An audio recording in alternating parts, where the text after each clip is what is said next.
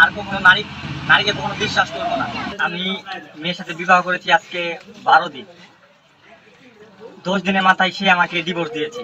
তার ফ্যামিলি না মেনে নেয় আমাকে সে ডিভোর্স দিয়েছে। মাত্র 12 দিন হয়েছে তার বিয়ে হয়েছে একটা মেয়ের সাথে। কি হলো হঠাৎ করে এই লোকটা দুধ দিয়ে গোসল করতেছে? এখন আমি চাই সে যেন ভালো থাকুক, ভালো একটা করে যেন বিবাহ হোক তার।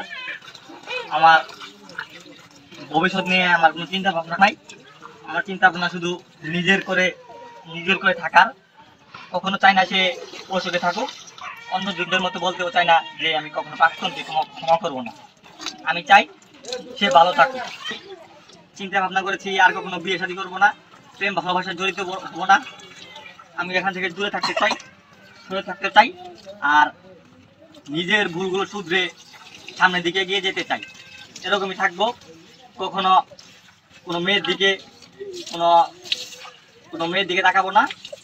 আমি চাই না কখনো আর বিয়ে শাদী করতে। এই বিষয়ে আমাকে কেউ কিছু বলবেন না। মানে এর আগে আমরা দেখেছি বিভিন্ন কারণে মানুষ দুধ দিয়ে গোসল করেছে এবং